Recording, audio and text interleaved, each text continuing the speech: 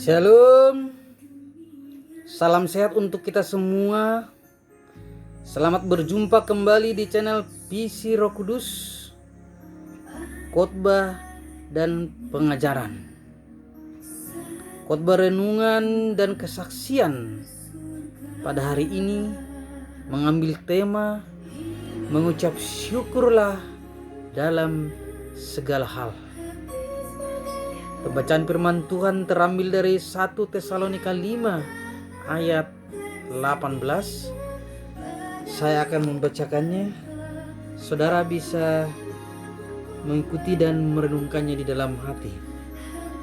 1 Tesalonika 5 ayat 18. Mengucap syukurlah dalam segala hal, sebab itulah yang dikehendaki Allah di dalam Kristus Yesus bagi kamu. Dalam segala hal, baik itu suka maupun duka, karena itulah yang dikehendaki Tuhan dari kita. Artinya, jika kita tidak mampu mengucap syukur dalam segala hal kepada Tuhan, sekalipun itu dalam keadaan duka, berarti kita sudah menolak kehendak Tuhan. Karena firman Tuhan itu bukanlah hanya di mulut saja, tetapi harus benar-benar dipercayai, diimani, dan dilakukan serta diuji dan dibuktikan kebenarannya.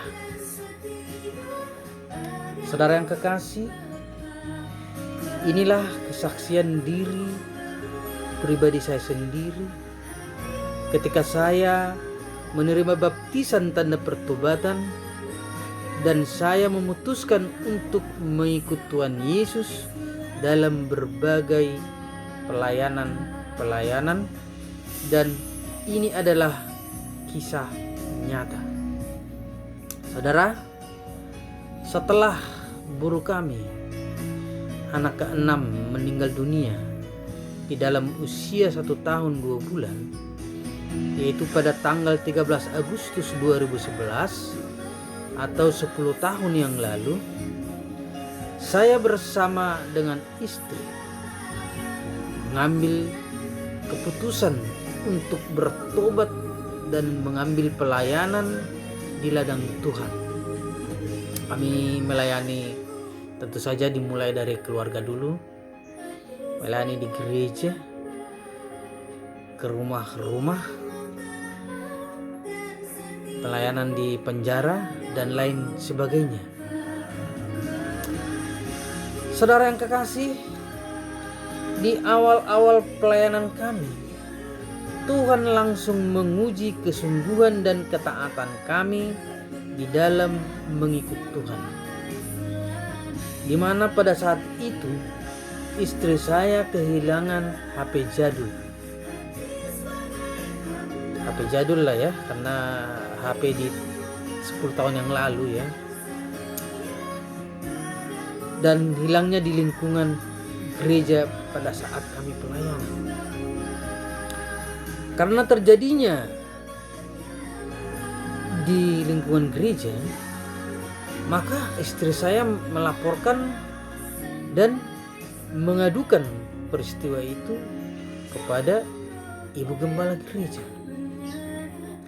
Tapi sayangnya saudara, salah satu dari anggota jemaat yang ada di situ pada saat itu langsung nyeletuk, paling juga nanti biar dibeliin ibu gembala HP-nya yang baru. Itulah kata-kata yang terucap dari orang itu. Tetapi kami tidak menghiraukan itu, karena memang kami benar-benar, atau istri saya benar-benar kehilangan HP pada saat itu.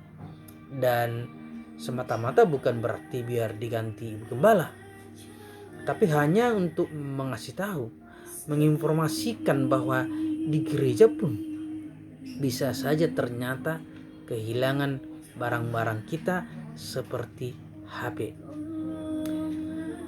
Lalu Ibu Gembala mendatangi kami, lalu dia menjawab dan berkata, "Bersyukur sajalah." Saya sempat terkejut mendengarnya. Saya nggak nyangka kalau jawaban dari Bu Gembala harus seperti itu. Tetapi saudara, karena kami memang pada saat itu ya benar-benar sudah menjadi hidup baru, dan terlebih kami masih baru-baru untuk melayani, dan kami mau mencoba untuk taat dan tunduk kepada Tuhan dan menuruti apa yang menjadi saran dari Ibu Gembala kami pada saat itu. Ya kami menuruti saja apa yang dibilang Ibu Gembala. Lalu kami mengucap syukur aja atas kejadian itu. Saudara yang kekasih, puji Tuhan, tidak lama setelah itu, kira-kira 2 minggu berikutnya setelah peristiwa kehilangan HP itu, istri saya mendapatkan hadiah 2 buah HP BlackBerry BB disebutkan pada saat itu. Itu didapat dari pekerjaannya sebagai hadiah dan tanda terima kasih dari orang tersebut, karena istri saya bisa membantu di dalam menyelesaikan pekerjaannya, sehingga dia bersukacita dan dengan senang hati memberikan 2 buah HP BB. Tentu saja ya, 1 untuk saya, 1 untuk istri saya. Itulah hadiah pertama yang diberikan Tuhan kepada kami sebagai bukti atau janji dari Tuhan bila mana kita selalu mengucap syukur dalam segala hal. Saudara yang kekasih, selanjutnya kami bahkan bisa membeli 5 buah sepeda, karena kami setelah itu diberkati Tuhan lagi. Mengapa istri saya membeli 5 buah sepeda itu? Karena sudah bertahun-tahun anak-anak kami kehilangan ya masa-masa kecilnya untuk berbahagia bersama teman-temannya, karena kami banyak sekali mengalami kesusahan sebelum kami bertobat. Dibelilah 5 sepeda itu sesuai ukuran anak-anak kami pada saat itu. Waktu itu sudah ada yang kelas 1 SMP, ada SD, dan yang anak kelima itu belum sekolah pada saat itu. Dia mendapat sepeda yang ya bannya 4 jadinya. Ada 2 yang kecil membantu biar dia nggak jatuh. Saudara yang kekasih, tidak lama setelah sepeda itu kami beli, salah satu dari sepeda itu hilang, dicuri orang dari halaman tempat kontrakan kami. Saudara, reaksi kami seperti kata Ibu Gembala, ya bersyukur saja. Mungkin sepeda itu sangat diperlukan orang tersebut karena dia ambil. Dan yang paling mengejutkan lagi, malah keesokan harinya setelah peristiwa hilangnya sepeda ini, tiba-tiba ada seorang anak dari anggota jemaat kami datang ke rumah meminta dan memohon untuk kami berikan satu sepeda itu untuk dia. Karena katanya sangat membutuhkan sepeda itu karena sekolahnya agak jauh dari rumahnya. Lalu saya dan istri memutuskan untuk memberikannya karena kami tahu ini ujian lagi dari Tuhan, ujian ketaatan kami. Bagaimana kami bisa mensyukuri apa yang terjadi setiap kejadian yang ada pada kami. Dan kami berterima kasih kepada Tuhan. Karena kenapa?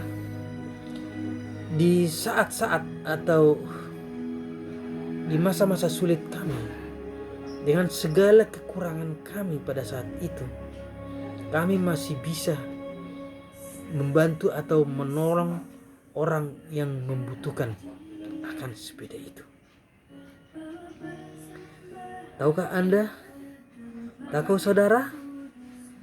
Tak lama setelah peristiwa itu atau setelah sepeda itu kami berikan kepada orang yang membutuhkan tadi, kami dihadiahin lagi oleh orang lain sebuah sepeda motor Vario. Waktu itu saya masih ingat warnanya biru dengan cc 100. Vario masih kecil itu waktu itu ya. Kami sangat senang dan luar biasa Tuhan itu menepati janjinya. Maka kami semakin bersyukur dan berterima kasih. Saudara, setelah 2 tahun kami memiliki motor Vario tersebut, anak kami yang ketiga dibegal oleh pembegal. Pada saat itu zaman-zamannya begal lagi marak-maraknya. Kira-kira jam 6 sore atau maghrib, kami suruh dia untuk membeli sesuatu ke Indomaret. Tetapi sudah lama kami menunggu-nunggunya nggak pulang-pulang. Lalu kami semakin curiga, itu anak kemana? Kok nggak pulang-pulang? Dari mulai jam maghrib, ini udah jam 7 lewat. Kok belum sampai? Lalu saudara, gak lama kemudian ada seorang ibu yang nelpon ke istri saya. Rupanya anak saya minta tolong karena dia tahu hafal nomor telepon atau nomor HP-nya istri saya. Dikasih nomor itu, lalu kasih tahu, diinformasikan bahwa anak kami telah korban begal dan dia habis ditinggal di bawah kolong tol yang ada di Tanjung Priok. Lalu kami bersegera atau bergegas untuk menjemputnya ke tempat tersebut. Kami bawa dia pulang. Kami suruh dia duduk dan tenang. Dan kami pun sedikit pun tidak marah kepada dia. Karena masih syukur dia sehat walafiat, sekalipun dia sedikit trauma.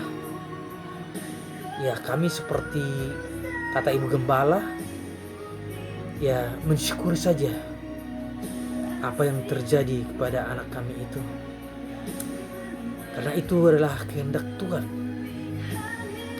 Ya, kami bersyukur dan berterima kasih, terlebih karena anak kami dalam keadaan sehat. Puji Tuhan saudara, tak lama kemudian ya, kami sangat diberkati oleh Tuhan lagi, dan kami bisa langsung membeli 3 motor sekaligus. 1 motor Mio, 1 motor Vino, dan 1 lagi Vario yang baru, yang Vario 125. Dahsyat saudara. janji Tuhan itu benar-benar ya dan amin. Dan Tuhan tidak pernah berdusta. Asal kita benar-benar ikhlas, tulus, dan benar-benar bersyukur dan berterima kasih atas segala yang terjadi dalam hidup kita.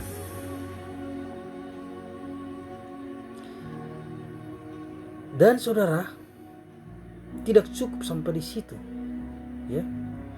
Dan bahkan kami juga bisa membeli mobil setelah itu.